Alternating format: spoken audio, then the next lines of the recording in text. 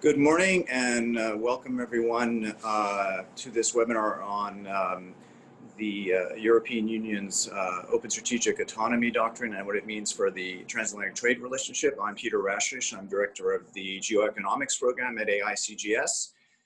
We're glad that we have over 200 people who are joining us from the US, Germany, and elsewhere in Europe. So good morning and good afternoon to all of you.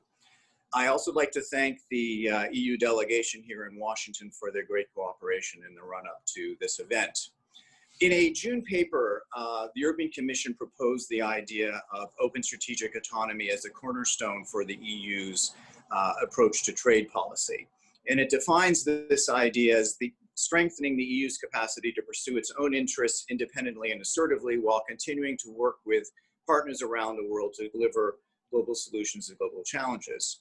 And today we're looking forward to discussing what open strategic autonomy means for EU trade policy, of course, but also for US trade policy and the transatlantic relationship, which the Commission's paper specifically mentions as a top priority.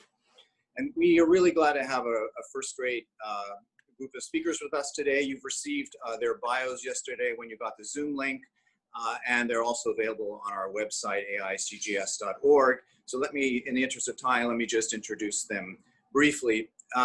We are especially delighted to have Sabine Weyand to lead off today's discussion. Sabine Weyand, of course, is the Director General for Trade at the European Commission.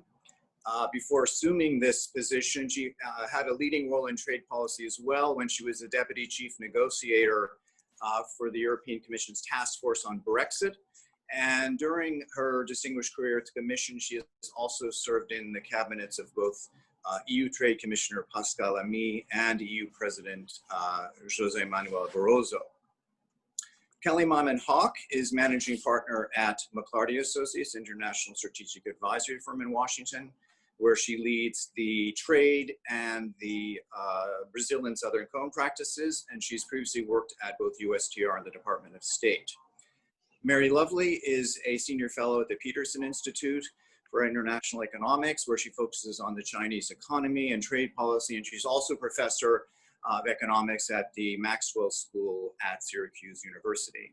And Dan Price is Managing Director of Rock Creek Global Advisors, an international economic policy advisory firm that he co-founded. Previously, Dan served in the George W. Bush administration as the senior official responsible for international trade and investment, and as the President's personal representative for the G8 and G20 summits. We will have opening remarks from our four panelists. Then we'll have a short moderated discussion among them, and then we will open up the discussion to your questions. If you'd like to ask a question, please use the Q&A button, which you'll find on your screen, and we'll try to get those to our participants, and we will aim to close at around 11 a.m. Washington time. So with that, let me offer the virtual floor to Sabine Weyand. Thank you very much, Peter, and good morning to the United States, and good afternoon to listeners in Europe. I'm very happy to be here, and I think you've already perfectly introduced the subject by explaining exactly what we mean with open strategic autonomy. Now, why are we using this concept? It is because we are undertaking a fundamental review of our trade policy. This is something we last did in 2015, and I think that in itself is an explanation of why we are doing it, because the world around us has changed a lot in the last 5 years, and that needs to be reflected in our trade policy. And I just want to indicate briefly some of the major changes we have seen in the composition of trade. Trade in manufactured goods is down compared to trade in services. Digital trade is the name of the game. We have a geographical recomposition of trade, notably towards the East Asia region, and of course the rise of China. We've also seen an increase and rise in the US-China confrontation over the last few years. All these issues have been accentuated by the current crisis. So these are the external reasons that have to lead us to update our trade policy. Now, internally, we are struggling with many of the issues which I think concern societies around the world. while we have a strong public support for open markets and trade policy, we had a Eurobarometer which measured support across the EU last autumn, so before the COVID crisis, and it turned out that there was very strong support in principle. At the same time, the expectation that trade policy has to do more to contribute to a fairer, more sustainable globalization has grown. These expectations are there and they are, as of now, unmet. So the whole issue of fairness and sustainability, but also enforcement of trade rules that have been negotiated, have risen very much on the agenda of the EU. Now, as you said, we are using the concept of open strategic autonomy as an analytical prism or an aspirational goal of our trade policy. And it indeed means that we are keen as EU to chart our own course in world affairs, in the world economy and in world trade, in line with our interests and values. At the same time, it's called open strategic autonomy in order to counter an idea that sometimes you feel that autonomy is mistaken for autarky or closing in on oneself. In fact, for us, if we want to deal with the challenges I have briefly referred to now, it requires cooperation with others. And we need more global cooperation if we want to deal with the health issues raised by the pandemic, the economic crisis raised by the pandemic, the climate crisis, any of the issues. They require more cooperation with others rather than less. And that requires building strong alliances. So that is the way in which we approach this updating of the why and the what of our trade policy. And of course, in all this, the transatlantic relationship is fundamental. And sometimes through all the noise over the Atlantic, we are at risk of forgetting the fundamentals. And the transatlantic relationship remains the artery of the world economy. And we have a relationship where trade in goods and services accounts for more than $1 trillion two-way trade every year. And around 2/3 of that trade is intra-firm trade or trade in capital goods. So the transatlantic relationship is also key to the global value chains that we need in order to function in today's economy. So what are the priorities we want to work on, or what we see as the main challenges? And here the WTO remains a centerpiece of world trade and the cornerstone of our trade strategy, because we need a functioning rules-based trading system for predictability and confidence around the globe. We have together, the EU and the US, shaped this global trading system for decades. And I think we also have a joint responsibility to update it to deal with today's challenges. And from the EU side, we are deeply convinced that the WTO needs fundamental reform across all of its three functions. Most importantly, we have a rule book that dates back to 1995 and which does not reflect today's realities, and notably the emergence of China as a major player, which is not reflected in today's rule book. So we need to update that rule book in order to make it work for a membership of 164 WTO members, with very diverse economic development, diverse interests, etc. And so we need to look at the issues of level playing field, and that means notably introducing rules on industrial subsidies. That is the more important in the current crisis, because if you look around, you see that a lot of basically all developed countries and a lot of the emerging economies that have the means have taken to substantive fiscal stimuli. And this has the potential, if it is not, framed by a set of rules, to lead to protectionist reaction by others. So we have an interest increased by the crisis to develop disciplines on subsidies. And of course, first of all, also to deal with the effect of China's state capitalist system on the rest of the world. But we also need to update the rule book to deal with the issues that are important today. And that is the whole question of digital trade. And I already mentioned, we also need to look at how can we create WTO rules that help us deal with the climate emergency, that help with the distribution, the proliferation of environmental goods and services, clean technologies, etc., to help us save our planet. So this is for the negotiating function. Then we also see a need to reform the dispute settlement. We are in crisis because of the paralysis of the appellate body. But this being said, we also have to recognize that the dispute settlement system as it has been functioning is not good enough. It takes far too long to get final adjudications of disputes, so we need to work on that. We need to restore a two-stage dispute settlement. We want to do that with the US because we think that the system has served the US very well. And that we need to recreate the system while addressing some of the dysfunctioning that we have all seen emerging, and to make sure that the system functions as it was intended to function in 1995. So we want to go back to 1995. We do not want to go back to 1947 to make not too fine a point about that. Then the third function is the regular monitoring function. And I think here again, the WTO could do a lot more. We've seen that in the crisis where the WTO Secretariat was rather timid in the beginning to monitor the trade restrictive measures that have been taken by different members.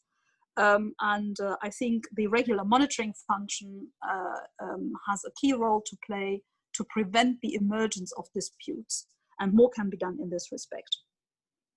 Overall, we want the WTO to work more in sync with the Sustainable Development Goals, and that is why we think a down payment of confidence building in the WTO is to get an agreement on disciplining fisheries subsidies. I think that is extremely important.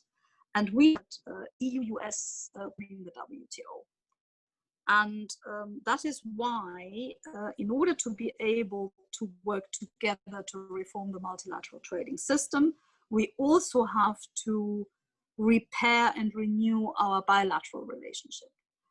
That is the backdrop to the small tariff package that we have agreed with USTR.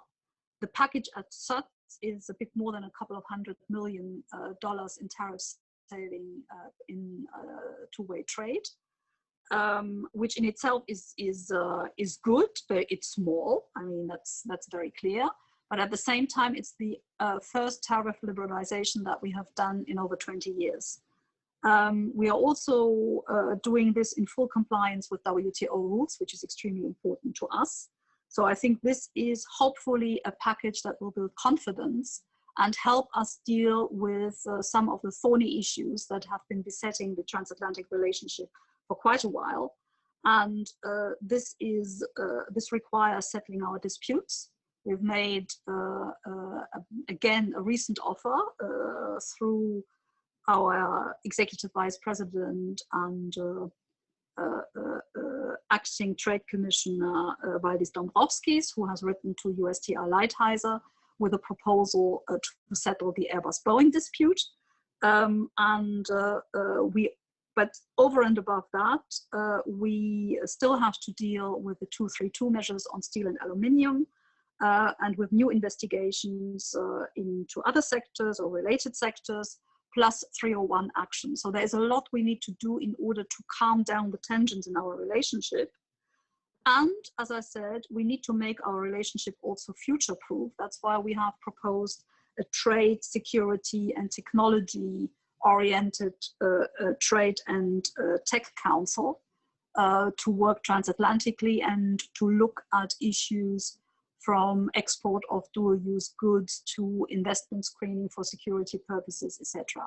I think there is a lot more that unites us than separates us, but we need to put to bed the conflicts that have been besetting us, and that I think will be part of the challenge. And for us, strong transatlantic cooperation is part and parcel of our strategic autonomy.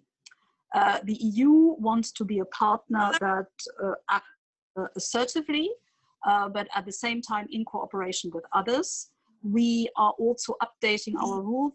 As I said, we face certain contestation in the public where sometimes companies, but also civil society has the impression that our openness is taken for granted, and that, for instance, the commitments we negotiate on labor and climate are not sufficiently seriously implemented. And here we have created the function of a chief trade enforcement officer who will look exactly into updating or enforcing the rules that we have negotiated and make sure they are respected by following them up with our partners. So these are basically the building blocks of a future trade strategy. There is a lot more in the consultation document that we have put out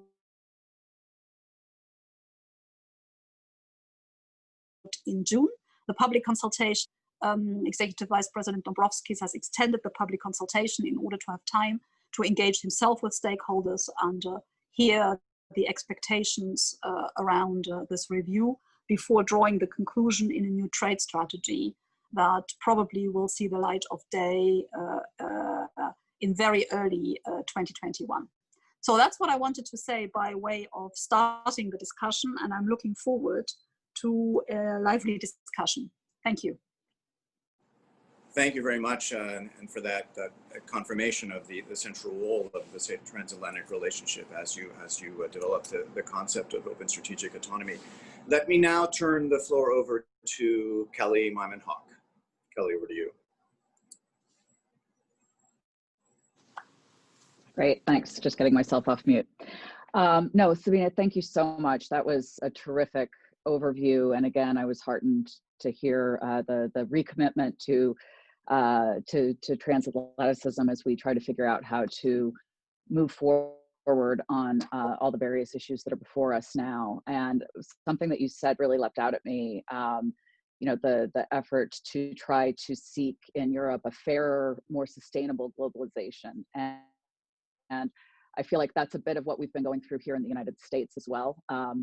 And, you know, while there are so many aspects of President Trump's trade policy that have undeniably complicated our relationship with Europe, you raised a number of them, the 232 tariffs on steel and aluminum, just treating Europe as though it could be a national security threat in the first place. Let's start there.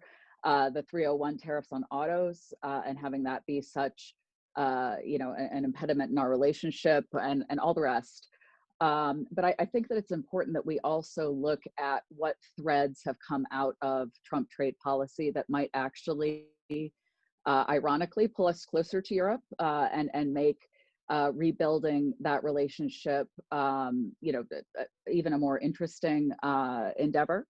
If you would have told me that we would have seen ISDS, Investor State Dispute Settlement, weakened by a Republican administration 5 years ago, I would have said no way.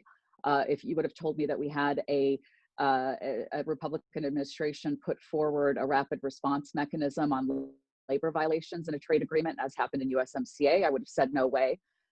We do have some aspects of you know, kind of American misgivings, cultural misgivings that we have around trade policy that have been bubbling for a while, that have not been nurtured in the United States, I think because often the various stakeholders wanted to take maximalist positions, and you know, you saw some of the labor issues, for example, trade adjustment assistance not getting the care and attention that those sorts of policies really needed to continue to have the social license to operate as you know, trade negotiators here in the United States. We lost a bit of that. So I do think looking for those threads of where we actually might be able to, moving forward, redefine some of these disciplines. What does a new investment discipline look like? How can we think about sustainability as it relates to trade going forward? I think that there are a lot of threads like that that are incredibly important, and Sabine highlighted, I think, the most important one, which is the institutional rebuilding that needs to take place. To be clear, I am in no way, shape, or form speaking, for the Biden campaign. I am a pro-trade Democrat, which sometimes makes you feel a bit like a unicorn, but obviously I'll be speaking here as an analyst. And I guess I would argue, one of the big taglines of the campaign is "Build Back Better," and of course, Vice President Biden is talking about the United States and our economy, and really the devastation that COVID has wreaked on our economic situation. But I guess I would argue that another place that he really wants to build back better is with respect to our international alliances, and Europe being first and foremost among those, and the real importance of institutional rebuilding, thinking about what does the WTO look like? How do we rebuild that consensus around the need to have a rule-based trading system? And how do we communicate that need with our own populaces and to get that social license to operate, as well as with our friends across the Atlantic? I think that's incredibly important. And the subsidies point, how do we discipline state-owned enterprises? Did we break the WTO by letting in a non-market economy? How do we manage that? I think all of those questions are ones that we really can't be successful on unless we work with our friends in Europe. And I would argue that going forward, there's a long list of things we should be collaborating on that I've listed here. But I think that first and foremost, it really needs to be, how do we confront China? How do we approach China in today's day and age, where so many economic issues, so many tech issues are actually national security issues? And I think we need to, in some instances, really put ice in our veins and say, what is most important when it comes to the issues of technology, the issues of national security, and how do we need to collaborate between Brussels and Washington to be sure that as we are, advancing in hopefully rebuilding these international institutions and hopefully rebuilding the transatlantic relationship, but that we're doing it in a way that we really are confronting China in a way that is effective and in a way that defends Western values, freedom of speech, democracy, et cetera. And I do think we have to look ourselves in the mirror, both in Washington and in Brussels, with respect to, some of the approaches that are being taken towards tech companies at this point in that regard, where, there are undeniably steps that are being taken to weaken some of our biggest and strongest tech companies at a point where we really need to be solidifying between our European players and our US players and aligning on how it is that we are going to be able to take on the digital threats from China. And I think that that's incredibly important and something that we can really, as we go forward, collaborate on in a more meaningful way. So I'll leave it at that. Thanks, Peter. Thank you, Kelly. Let me now turn it over to Mary Lovely.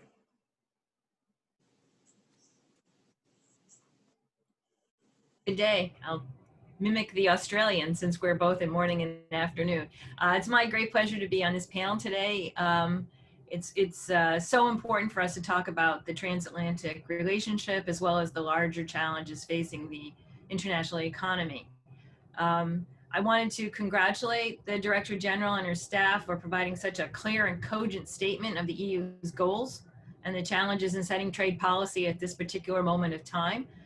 We're in the midst of an election, as everyone knows, here in the United States, and having such a clear and cogent statement come out is really quite refreshing. The Director General has spoken about the challenges stemming from COVID-19, just briefly. There are many. I am also not going to focus on that, but rather focus my remarks on the difficulties posed for the EU as well as the United States, but really focus on the EU in an increasingly polarized international environment.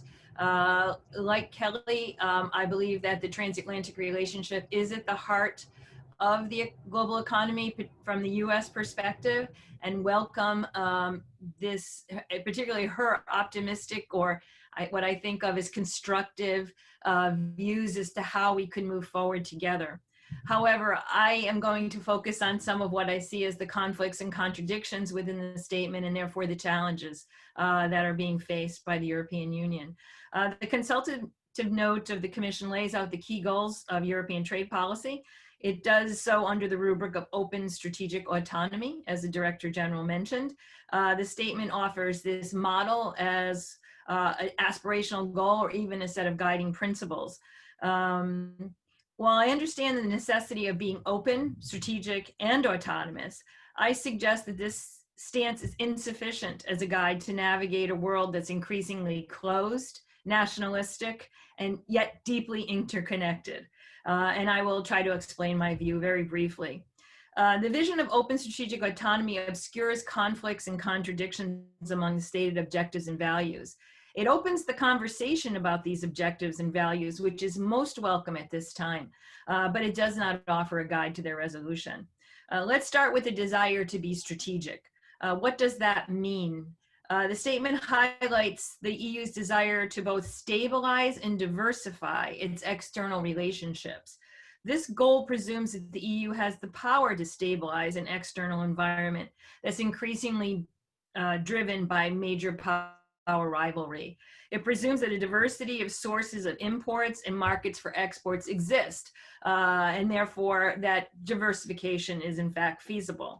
Yet, using the technology space as an example, the conflict between the US and China has already moved beyond the so-called splinter net to the bifurcation of hardware production and deployment.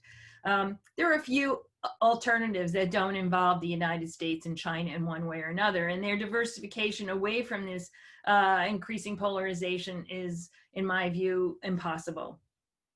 The implications of this hardware decoupling, of which we get a taste from the US stance toward Huawei and 5G, and the difficulties that that has raised for our US partners, not least of which I cite our friends to the north in Canada, are profound for many of our partners, including the EU. Will Europeans be forced to decide whose pipes to use and how to use them? Can it protect itself from the enormous cost implications of dividing the most interconnected supply chain on Earth? Secondly, maintaining openness is no less fraught with challenges than being strategic. The EU is keen to protect its citizens from unfair trade practices, understandably so, while preserving its values in its external commercial transactions. Here, the Union will be forced to make many small and some very large decisions about where and how to be less open. It will, of course, continue to need to use safeguards, anti-dumping duties, and countervailing duties, but it will also be pressed to reject new foreign investment, to respond to complex national security claims from the US, and refuse to purchase goods purchased under substandard labor or environmental protections. Openness with values means that the EU has to decide when and how to be closed. Lastly, it's unlikely that EU autonomy will be, it's likely that EU autonomy will be severely strained in a world where A, the only effective route to stability is through coalition building and compromise, as both previous speakers mentioned. But B, the sides will be drawn, and staying on both sides will not be economically or politically possible for the European Union. The question is, how does one chart one's own path in a world where others circumscribe the routes that are available? In closing, let me thank the Commission, the Director General, and her staff for having the courage to face the difficulties of forming trade policy today, and for engaging the public in seeking the road forward. I'll leave it at that. Thank you. Thank you, Mary, for those remarks. Dan Price, over to you. Thank you very much.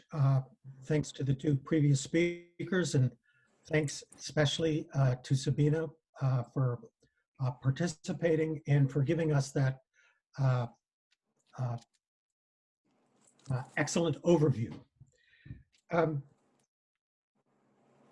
I think that shared values, common interest speech has been delivered by many of us in government over many years. Less so during this current administration than in prior years, but I won't dwell on that. I want to pose a couple of questions about open strategic autonomy and importantly, how it relates also to this concept of digital sovereignty that we've heard much about. I certainly understand Europe's reaction to an often chaotic, erratic, and belligerent international economic policy.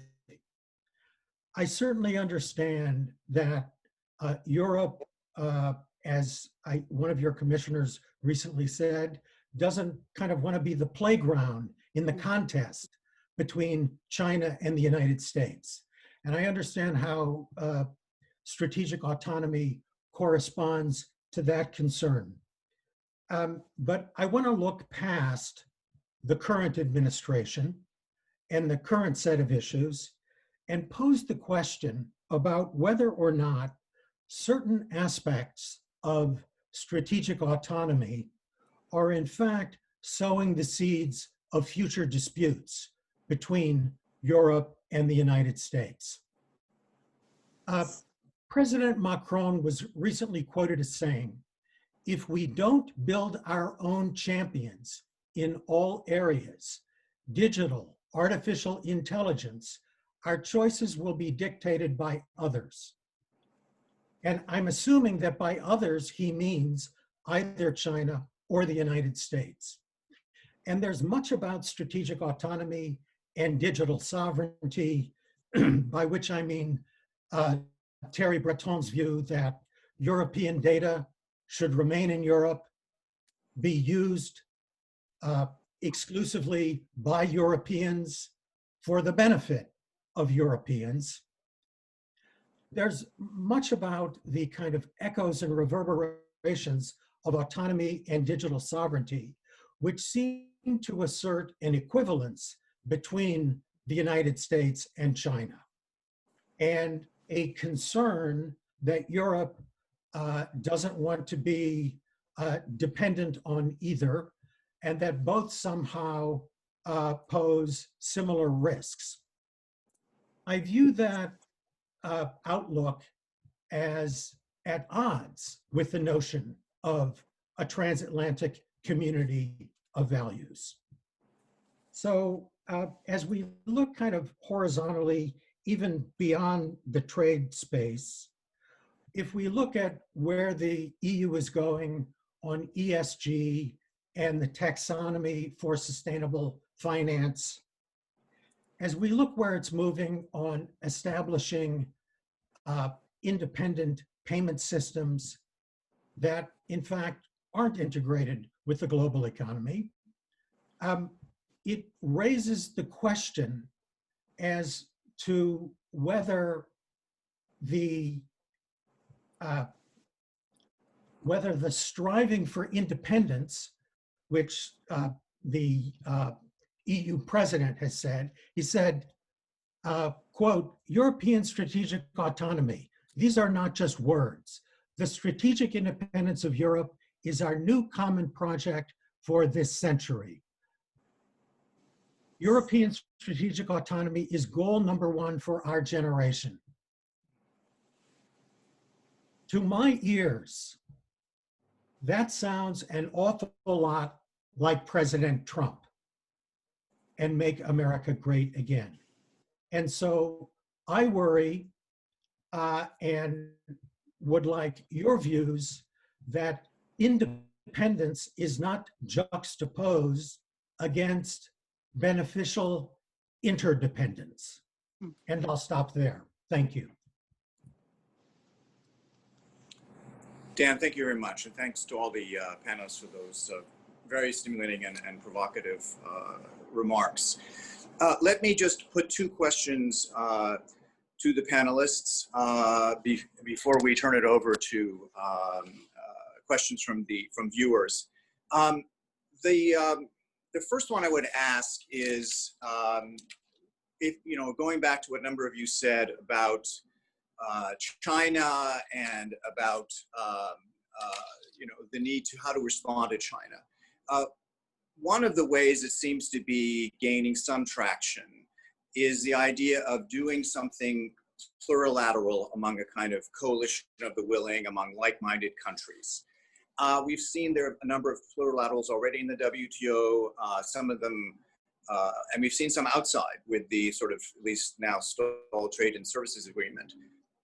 I wanted to ask all the panelists if maybe one way to sort of square the circle, in other words, to satisfy the EU's concerns about maintaining open strategic autonomy, and also concerns that the US and the EU both, that they share about China and the inability of the WTO to deal with China.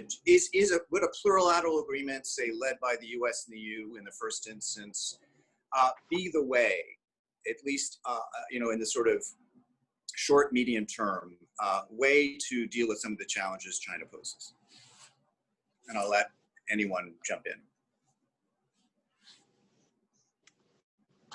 If I may, can I come in? Because I would also like to react to some of the reaction I've triggered. I'm very happy having triggered these reactions with our concept of open strategic autonomy. Now, I'm deeply opposed to the idea that there are simple solutions to complex problems. And I think what Mary called conflicts or contradictions between openness, open, strategic, and autonomous, in my view, are necessary components of trying to navigate a very complex world. From my point of view, what we call open strategic autonomy is exactly the recognition that if you want to be able to chart your own course in an interdependent world, you need collaboration and cooperation with others. I think we have seen the Trump administration in trade trying to do it differently by negotiating bilaterally and enforcing unilaterally. What has been the result of that? It has not addressed the ballooning trade deficit the US has had. It has not helped with jobs. The cost of the trade war with China have been borne by American businesses and American consumers. And China has not been reined in, has not been disciplined. And I think if we had worked together, for instance, on forced technology transfer, which the US has been dealing with in phase one, which we are currently dealing with in our investment negotiations with China, we would have had a better chance of comparing notes and engaging China collectively. So this is just one example to show that if we want to have strategic autonomy, if we want to stand up for ourselves, for our values and interests in today's world, in the interdependent world, we can only do that by cooperating. And the fact that we say we want to be autonomous, we do not want to have to choose our lane between either China or the US, does in no way imply an equidistance or an equivalence in our eyes between China and the US. We know what is a democratic society committed to freedom of speech, to rule of law, etc. As I said, a lot of it can sometimes get blocked out by noise, but the fundamentals are there compared to the economic and political model of China, which is quite a different one. At the same time, let me give you one example of where we are charting our own course and what that means. Take the issue of data protection and privacy. We do have in Europe a different approach and a different sensitivity to data protection that distinguishes us both from the US and from China. In the US, you have much more of private ownership of data by companies, And in China, it's basically the state that owns the data. In the EU, we are very much committed to the individual deciding on who gets access to what in terms of their private data. And that is something which distinguishes us, but it doesn't put us in equidistance. So, I mean, we know that we are a lot closer to the US, despite these differences, than to China, but at the same time, we are not the same as the US. So I think this is extremely important to keep in mind, that we are talking about autonomy in an interdependent world and not autarky and not closing ourselves off. The other issue I wanted to react to is this notion of decoupling. I think there has already been some decoupling in some limited sectors. Well, we do not believe that a general decoupling from China is either feasible or desirable. We have to have a way to make sure that the emergence of China as a global economic powerhouse goes hand in hand with more convergence of China in the way in which they operate, more market-oriented conditions. And this is something where we have failed to cooperate and where the unilateral approach of the US has shown that it is not able to work. On our ability to stabilize and diversify, we do have that capacity. Here I would beg to differ with Mary. We have a large network of FTAs, which we use also for geostrategic purposes. There are lots of countries around the world that are still seeking agreements with us in order to counterbalance an overwhelming influence of one or the other trading partner. We can stabilize our neighborhood. We are engaging more with Africa, and this is something where we can make an impact. Our whole FTA approach is also about alliances in support of the multilateral system.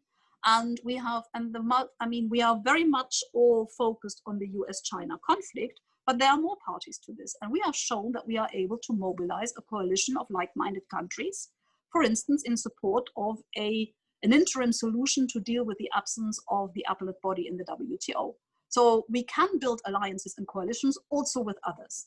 We want to do this with the US. That hasn't worked recently very well. But we think it is a necessity. But at the same time, we need to also work with like-minded countries around the world to get this done.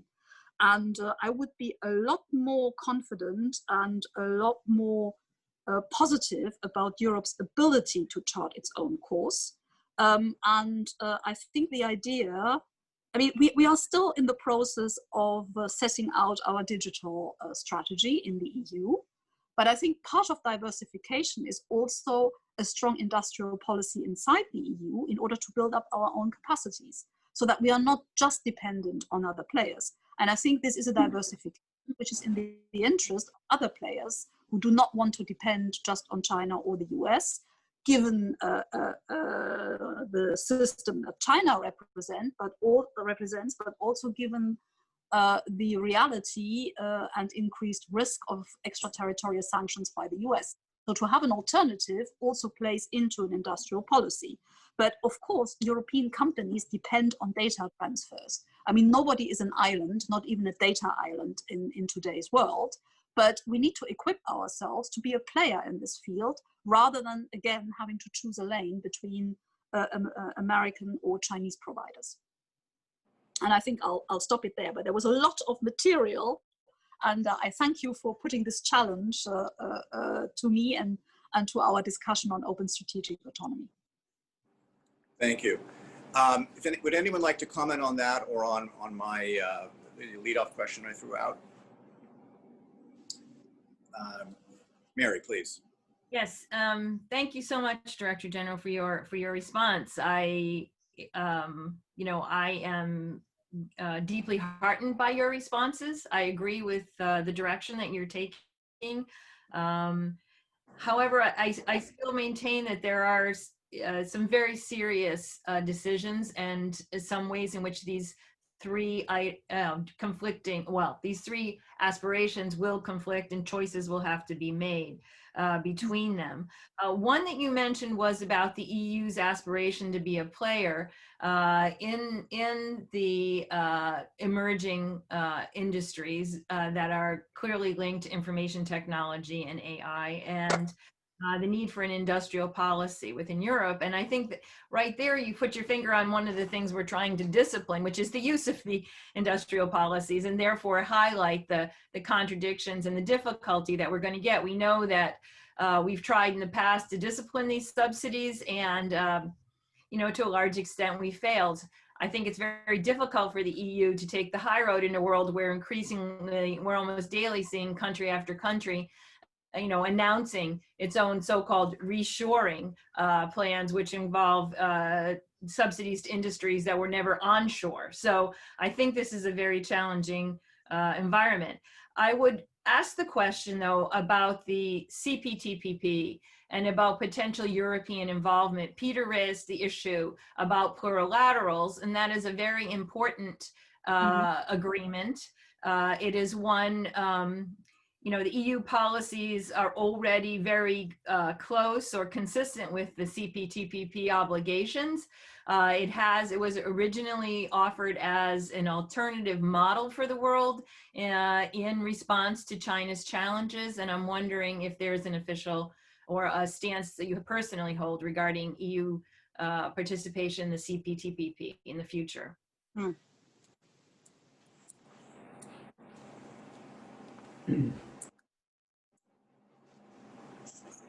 Would you like to respond to me, or Dan? You want to jump in? Yeah, just on the notion of your question, Peter, about plurilaterals. Until we solve the MFN free rider problem, I don't know that plurilaterals really offer much of an alternative. But I would say, and again, I realize it's hard to look past the provocations of the current administration. But I would say going forward, perhaps with a different administration, what we need to do is work together quite closely on digital, tech, energy, climate, pandemic preparedness, supply chain resilience. And these are things that we can work on together. It will require forbearance on the part of both parties. Forbearance on the part of the EU so that it doesn't take the position, anything other than GDPR is immoral. Anything other than GIs is intellectual property theft. Anything involving biotech is witchcraft, right? I mean, and forbearance on the part of the United States to not make the arguments that I've just posited. But I mean, we can work constructively among developed democracies to achieve convergent principles first, ideally rules second, and even if not rules, sufficient convergence to justify mutual recognition and market access among trusted partners, which cuts across both medicines, biotechnology, data, AI, energy, and climate. But I think this is the challenge that we need to be about. And in my first set of remarks, Sabine, I just wanted to highlight a couple of points that give me cause for concern, because, as governments, we're always kind of fighting the last war. And quite naturally, what the EU is about is in large measure, not just a reaction to the pandemic, it's a reaction to the Trump administration and the demonstrated unreliability and unpredictability and instability of going long the United States. And so my point was, let's not overcorrect. Let's see what the future holds. And let's identify the areas that are promising for cooperation. Dan, I thanks. totally, oh, sorry. I was just gonna chime in real quick. No, I Yeah. totally agree with what Dan said. And I think it's important to reinforce, I mean, this is not a binary choice, right? It's not, you know, I have to go with the US way or I have to go with the China way. I think that, you know, understanding, as we've been talking about, you know, the real need not to decouple from China, but to confront China and to look at China through the lens, not just of trade, but through the lens of national security, I think is critical. And, you know, I would argue you really can't, the US alone and Europe alone cannot confront China. And so that to me is where the limits of strategic autonomy are and where the importance of that openness point is, because if we don't collaborate and collaborate better going forward, we will both fail. Well, it's we're fewer than 50 days out from the U.S. elections. Not surprisingly, we've gotten a question about that event, and the question asks whether if there were a Biden administration that would set the groundwork for, maybe I should say, finally the U.S. and the EU achieving a free trade agreement. Would anyone be willing to project optimism that a change in administration could allow for, if not a renewal of the Transatlantic Trade Investment Partnership, at least some kind of reasonably ambitious US-EU trade agreement? I would hope that would not be the focus of you know, the agenda going forward. There's too many basic building blocks that need to be recomposed here with respect to the relationship, with respect to the international institutions, everything we've talked about here. And FTAs are hard in the best of times. Vice President Biden has made it clear that he does not plan to have an ambitious FTA agenda coming in. He wants to focus on the US and the US economy and building that back. So I think that if that is put forward as an objective, you know, and unless we go down that path, the transatlantic relationship won't be you know, restored. I think that would be a problem. I think we should focus more on some of the things we've talked about here today. I would totally agree with Kellie on this. I think we are faced with an undermining of the rule of law and of global governance, and we need to restore global governance so that we can deal with the monumental challenges we face.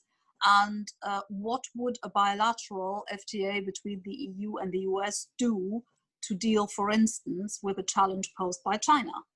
I really think that here we need to work inside the WTO. And I think we need to work because it will be difficult to do all these things through fully multilateral agreements, to work through plurilaterals. But in the WTO, which remain open to others to the extent they are willing to take on the responsibilities and the commitments, I agree with Dan that we need to sort out the issue of MFN and free riding when we deal with plurilaterals.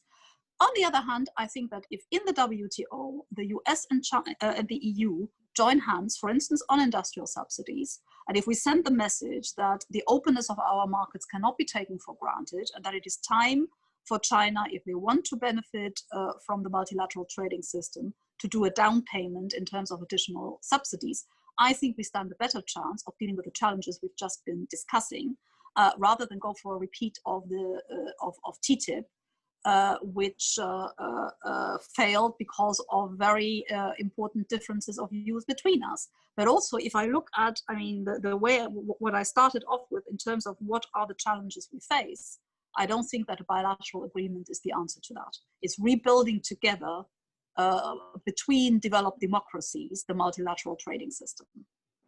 Let me follow up with that with another question we got, which asks what the role of Japan and other countries in East Asia would be. Would the US and EU want to have them join on as right from the beginning in that effort, and do you think they'd be willing to do so?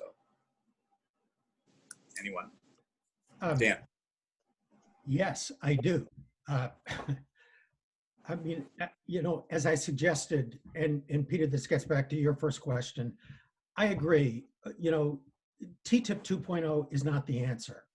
Rather, it's rebuilding confidence and the muscle memory of cooperation among advanced developed democracies, including Japan and including other countries in Asia, on the key challenges, whether it's digital, tech, energy, climate, pandemic preparedness, and including an open door should China ever feel that it is in a position to make the kind of verifiable commitments to join such a group, right?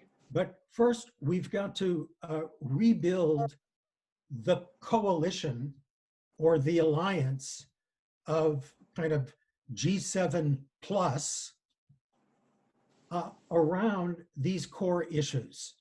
And if we do that, we can then move on to deal with the more detailed issues that would arise, in a TTIP 2.0. But, I think, at least from the United States, we have a lot of work to do at home in our domestic policy on distributional questions. I know that sounds odd coming from a Republican. Nonetheless, it's quite clear these are pressing issues.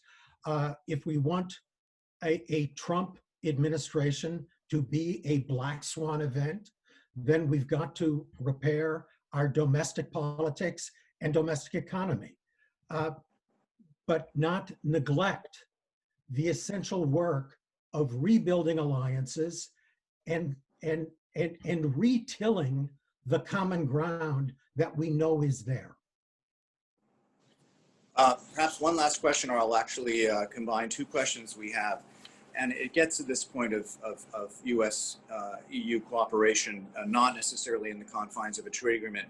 We had one question asked, has the EU put effort into, or could it potentially put effort into, for example, trying to advocate for GDPR among Americans in order to form the basis for some kind of broader agreement? And the same question about any actions the EU would take, in the context of climate policy, and for example, some sort of border adjustment mechanism. How much has been done, or how much do you think could be done to kind of rally a transatlantic common position on digital and climate, which are certainly two of the most defining issues for the relationship going forward?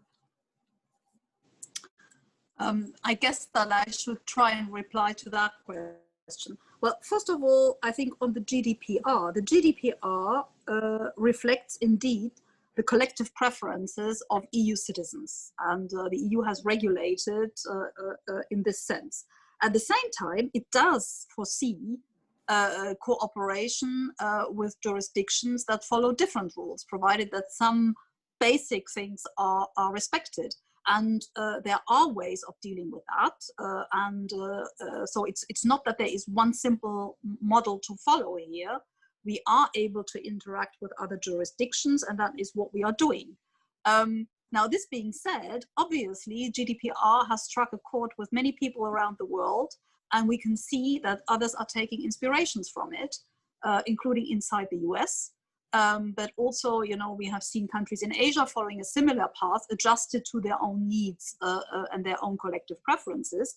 But it is rapidly becoming a gold standard, but not the only standard to follow. And we think that we are perfectly able to ensure data flow on the basis of trust, on the basis of our GDPR rules. The GDPR does not stand in the way of that, but it does protect the essential interests here. Now, on the carbon border adjustment mechanism, that is obviously a tool that we are considering if major divergences in ambition, in climate ambition, continue to prevail. And we will need to do that in order to protect the integrity and the effectiveness of our climate policy.